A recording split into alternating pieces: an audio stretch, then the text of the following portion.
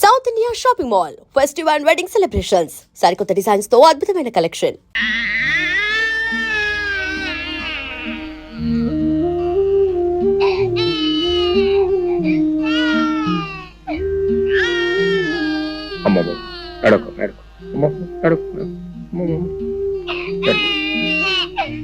పాప ఇంకా నిద్రపోలేదా?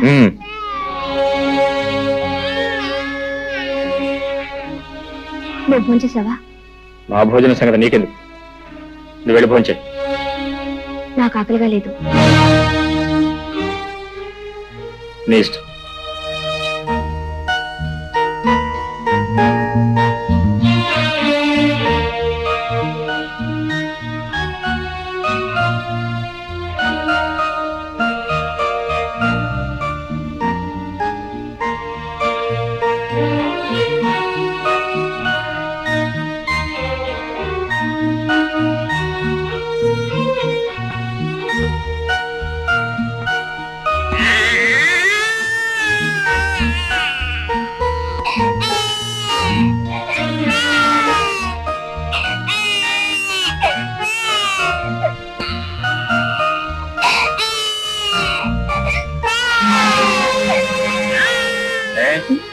బిడ్డ ఏడుస్తుంటే వినపట్లేదా, కనపట్లేదా? నేనేదో ఆలోచిస్తున్నాను, అయినా దానికి పనే ఉంది ఏడవడం తప్ప. నర్మయ్, బిడ్డ కాస్త కదిలితేనే ఎంత నిద్రలో ఉన్న తల్లి కూడా ఉలిక్కి పెళ్లి వేస్తుంది. అలాంటిది కన్న బిడ్డ కళ్ళ ముందే ఒక్కపట్టి ఏడుస్తుంటే కదలకుండా మెదలకుండా రాయిలో కూర్చున్నావే. నువ్వు ఒక ఆడదానివేనా? నువ్వు ఒక తల్లివేనా? ఇప్పుడు ఏం కొంప మునిగిందని ఆ కేకలు? ఏదో ఆలోచనలో ఉంటే పట్టించుకోలేదు. అవునే, నువ్వేది పట్టించుకున్నావు? ఎప్పుడు పట్టించుకున్నావు? కన్న పెట్టికి ఒక్క పూట ప్రేమతో పాలిచ్చావా? లేదు. కట్టుకున్న మొగుడు నాకు ఒక్క పూట శ్రద్ధగా భోజనం పెట్టావా? లేదు. నీకు ఈ మొగుడు అక్కర్లేదు, ఈ సంసారం అక్కర్లేదు, ఏది అక్కర్లేదు. నీ ఆలోచనలు వేరు, ఆశలు వేరు, నీ కళ్ళే వేరు. అవును అవును అవును, నా ఆలోచనలు, ఆశలు, కళలు అన్ని వేరు. నిన్ను పెళ్లి చేసుకొని నేను సుఖపడింది ఏమిటి? గొడ్లకు నీళ్లు పెట్టడం, రోజు నీకు పొలానికి భోజనం తీసుకురావడం, 24 గంటలు ఏడ్చేసి ఎనిముడని లాడించడం, అంతేగా? నిజం చెప్తే ఎందుకు అరుపులు? నేనెంత చెప్పినా వినకుండా నీకిచ్చి పెళ్లి చేసి నా గొంతు కోసారు. తప్పు నీది కదే, తప్పంతా నాది. నీకు నా మీద ప్రేమ ఉన్నా లేకపోయినా నీ మీద నాకున్న ప్రేమ కొద్దీ నెత్తిని పెట్టుకుని ఊరేగాను చూడు, అది నేను చేసిన తప్పే. నీ పెంకితనాన్ని, మంకుతనాన్ని నువ్వు ఏనాటికైనా మార్చుకోలేకపోతావు ఆశపడ్డాను చూడు, అది నేను చేసిన తప్పు. జానకి, మగాన్ని దేవుడిగా మార్చినా పశువుగా మార్చినా ఆడదే కారణం. నువ్వు నన్ను దేవుడిగా మార్చే శక్తి నీకు ఎలాగూ లేదు, కనీసం పశువుగానే మార్చదు. పశువుగా నేను మార్చేదేమిటి? పశువుగానే పుట్టావు, పశువుల్లోనే పెరిగావు, పశువుల్లోనే ప్రవర్తిస్తున్నావు.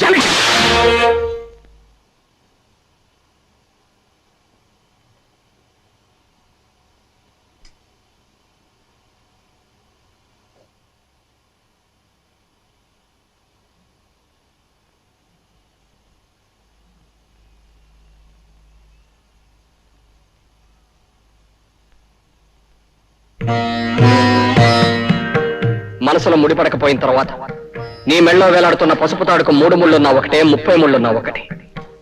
ఇష్టం లేని కాపురం చేస్తూ నీకు నువ్వు అన్యాయం చేసుకుంటూ నీ భర్తకు కూడా అన్యాయం చేయకు. నీ కోసం అనుక్షణం తప్పిస్తున్న నాకు న్యాయం చేయి. పురాణాలు తిరగేస్తుడు బృహస్పతి భార్య తారేం చేసి భర్త దగ్గర చదువుకోవడానికి వచ్చిన చంద్రుడితో లేచిపోయింది. ఆవిడ్ని పతివ్రత కాదన్నారా ఎవరన్నా? వ్యవసాయం చేసే మూగుడు, ఎప్పుడు ఏడ్చే పిల్ల, ఇదంతా పేరుకల్లా మర్చిపోయి అల్లంతో వెళ్ళిపోయింది. నీ కోసం ఊరు బయట గుడి దగ్గర వెయిట్ చేస్తూ ఉంటాను.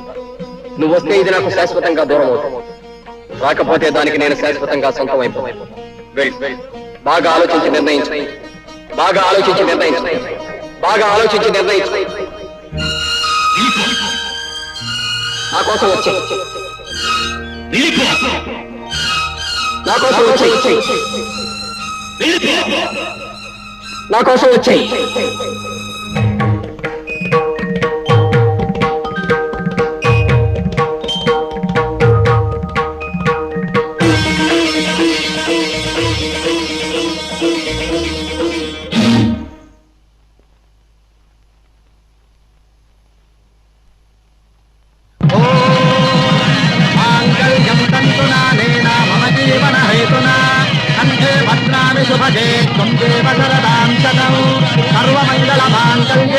सर्वार्थसाधके शरण्ये त्र्यम्बके देवे नारायणि नमोस्तुते।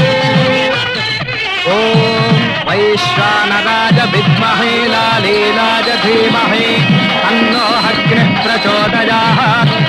श्रद्धां मेधां यशः प्रज्ञां विद्यां बुद्धिं श्रियं बलम् आयुष्यं तेजारोग्यम्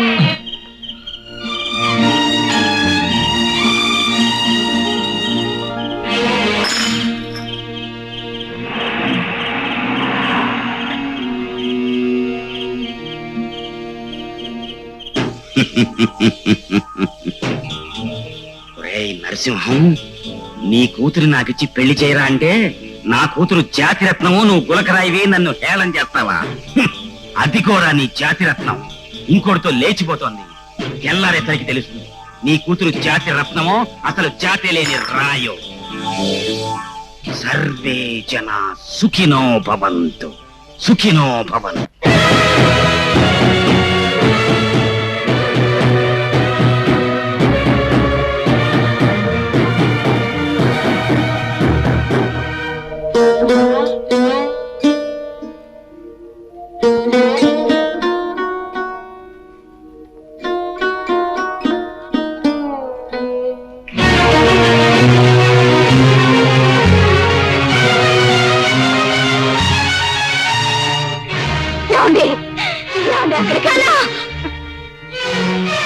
శివనం లాంటి మన వంశంలో పుట్టిన ఆ గంజాయి మొక్క నరికేసే వరకు నాకు మనశ్శాంతి ఉండదు. వద్దండి, ఆ గంజాయి మొక్కని కన్నా పాపానికి ముందు నన్ను చంపి తర్వాత దాని ప్రాణం తీయండి. చంపండి, చంపండి.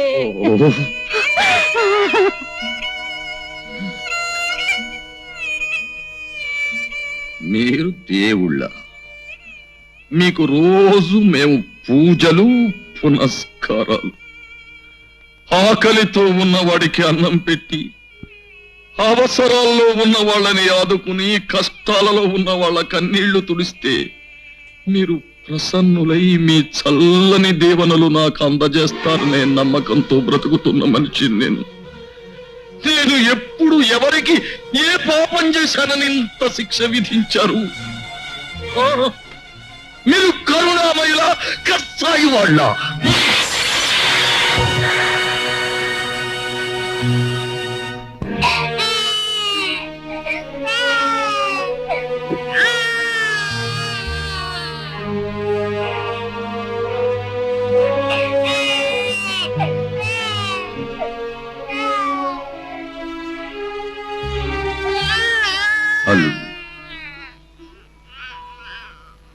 అలా నిన్ను పిలిచే అర్హత నాకు లేదేమో. అలవాటైన పిలుపు మరోలా పిలవడానికి నాకు మనస్సు రాక. అల్లుడు, నేనంటే నీ కోపంగా లేదు. మీరేం చేశారని నాకు మీ మీద కోపం? ఎందుకు చేయలేదు బాబు. అలాంటి నీచురాల్ని కని పాపమే చేశాను. దాన్ని నీలాంటి యోగ్యుడికిచ్చి పెళ్లి చేసి మహాపాపం చేశాను. ఇంతకన్నా ఏం చెయ్యాలి? అల్లుడు, ఇవే చేతులతో నీ కాళ్ళు కడిగి కన్యాదానం చేసి ఈవేళ నిన్ను నలుగురిలోనూ నవ్వుల పాలు చేసి నీ జీవితాన్ని నాశనం చేశాను. ఇవే చేతులతో అది ఎక్కడున్నా వెతికి పట్టుకుని ఊరి నడిబొడ్డులో నిలబెట్టి ఒక్క ముక్కలుగా నరికి ఆ రక్తంతో మళ్ళీ నీ కాళ్ళు కడిగి నా పాపాన్ని కడిగేసుకుంటాను. అప్పుడైనా నన్ను క్షమిస్తావా? క్షమిస్తావా అల్లుడు? మావయ్య, మనిషిని చంపినంత మాత్రాన పోయిన పరువు తిరిగి వస్తుందా? జానకిని ముక్కలు చేసినంత మాత్రాన ముక్కలు ముక్కలైపోయిన మన ప్రతిష్ట మళ్ళీ వస్తుందా? మనల్ని కాదని వెళ్ళిపోయిన వాళ్ళ గురించి ఆలోచించటం, ఆవేశపడటం అనవసరం మావయ్య. మనం చేయగలిగింది ఒక్కటే, ఆమెను మర్చిపోవటం.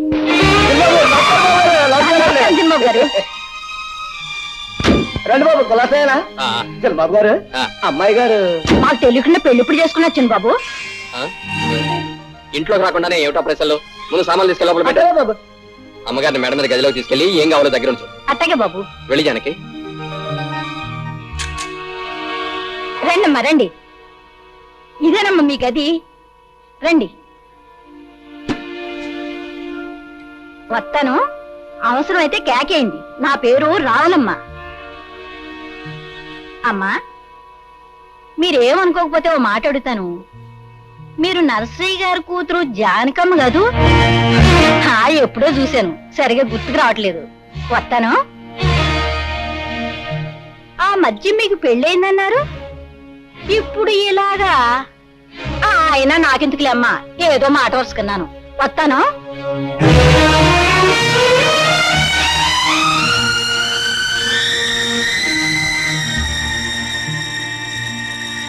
అయితే ఎంతగా అమ్మాయి ఎవరంట? బాగానే ఉంది వరుస. రామాయణం అంతా విని రాముడికి సీత ఏమవుతుందన్నట్టుంది. అది కాదే, నరసింహయ్య గారు పెద్దమ్మాయి అంటున్నా, అరే మేనల్లుడికి ఇచ్చి పెళ్లి చేశారంటున్నా, పిల్ల కూడా పుట్టిందంటున్నా, మరి చిన్నబాబు గారు కూడా వచ్చేయడం ఏంటే? ఎందుకలా వచ్చేసింది? ఎందుకు వచ్చేయడం ఏంటి? పరాయి మగాడితో పెళ్ళైనాడది ఎందుకు వచ్చేస్తుంది? ఒళ్ళుకో వ్యక్తి చిన్నబాబు గారితో లేచి వచ్చేసింది.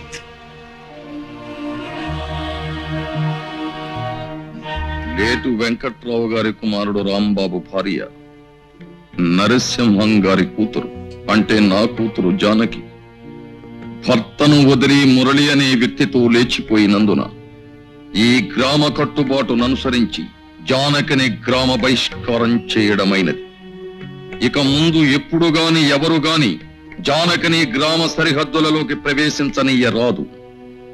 అంతేకాదు, జానకి రాంబాబుల మధ్య వైవాహిక బంధాన్ని రద్దు చేస్తూ రాంబాబు ఇష్టం వచ్చిన పిల్లను వివాహం చేసుకునే అధికారాన్నిస్తూ ఇక్కడి పెద్దలందరూ తీర్మానం చేయడమైనది. నువ్వేమంటావు రత్తయ్య బావా?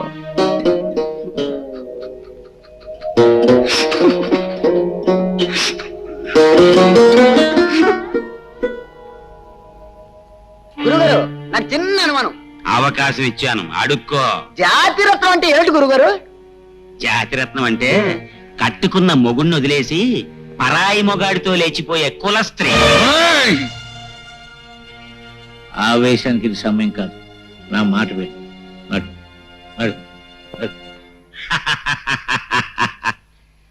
సర్వే జనా సుఖినో భవంతు. జానకి, అటు వెళ్తున్నావు ఎక్కడికి? మన కోసం ప్రత్యేకంగా ఏర్పాటు చేసిన పడగది ఇది కదా? నేను ఈ గదిలో పడుకుంటాను.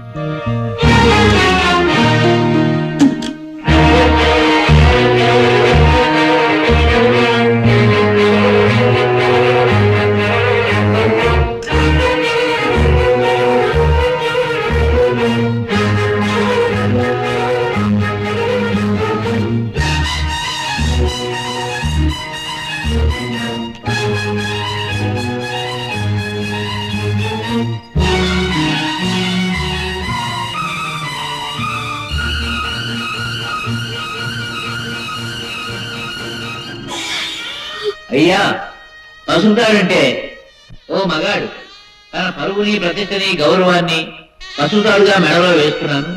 నీ పవిత్రమైన ప్రవర్తనతో నా గౌరవం కాపాడే బాధ్యత నీ మీద పెడుతున్నాను అని.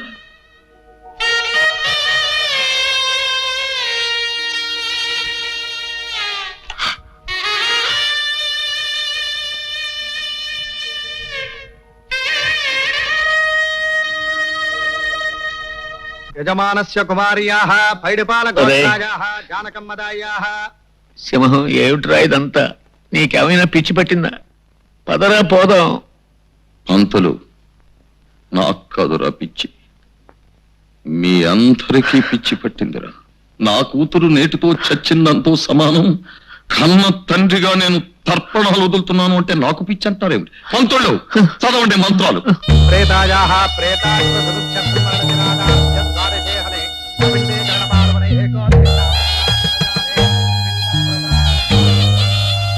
పిండస్యోపరి శిరోదకం నమః. కాయేన వాచా మనసేంద్రియైర్వా బుద్ధ్యాత్మనా వా సుకృతే స్వభావాద్ కరోమి యజ్జత్ సకలం పరస్మై శ్రీమన్నారాయణాయేతి సమర్పయామి. సర్వం శ్రీకృష్ణార్పణమస్తు.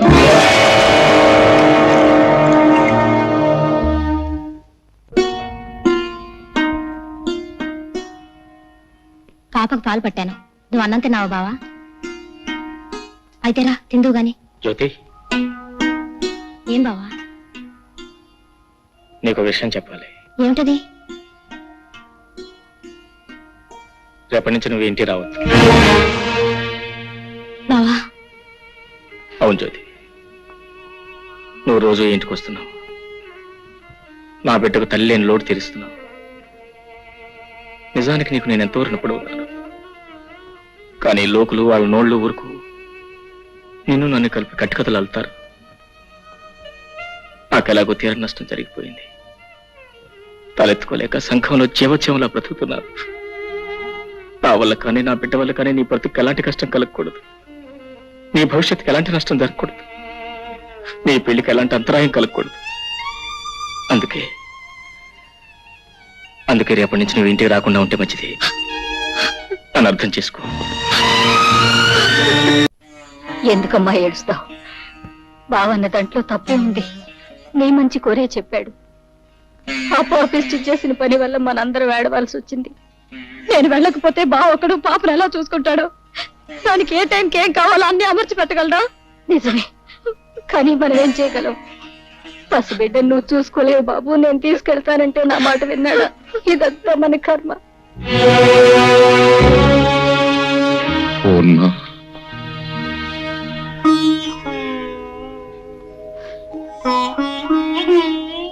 ఈ విషయంలో మనం చేసేది ఏమీ లేదంటావా? ఏముంది, అది చేసిన పనికి జీవితం అంతా ఏడవడం, మనవరాళ్ళు కూడా ముద్దాడుకోలేని దౌర్భాగ్యానికి కుమిలిపోవడం.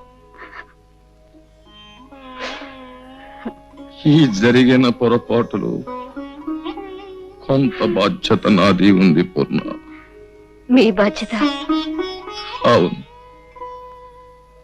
అతనికి మన అమ్మాయి తగింది ఎంత మాత్రం కాదు అని నువ్వెన్నిసార్లు చెప్పినానే వినిపించుకోలేదు.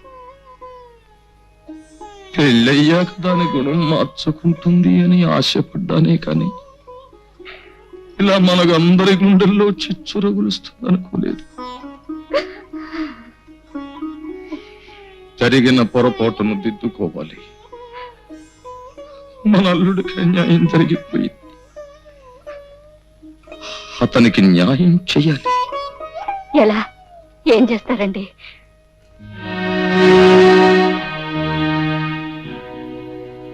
అతనికి మన జ్యోతినిచ్చి పెళ్లి చెయ్యాలి. ఏమిటి మావయ్య అనేది? నాకు మళ్ళీ పెళ్ళే? వద్దు మావయ్య, నాకు అలాంటి ఆలోచన లేదు. నాతో కలిసి 7 అడుగులు వేసిన మనిషి, నాతోనే జీవితాంతం గడుపుతాన్న మనిషి మధ్యలోనే మాట తప్పి వెళ్ళిపోయిన తర్వాత మళ్ళీ ఇంకో బంధం ఎందుకు మావయ్య? ఎలాగో ఒంటరి వాడిని అయిపోయాను. ఈ జీవితం లాగే ఒంటరిగానే గడిచిపోయి నా జీవితం ఆరిపోయిన దీపం లాంటిది. ఇక ఏ జ్యోతి తిరిగి వెలిగించలేదు. లేదు బాబు, మా జ్యోతి తప్పకుండా నీ జీవితానికి వెలుగునిస్తుంది. వద్దు మావయ్య, జ్యోతికి వేరే ఏదైనా మంచి సంబంధం చూసి పెళ్లి చేయండి.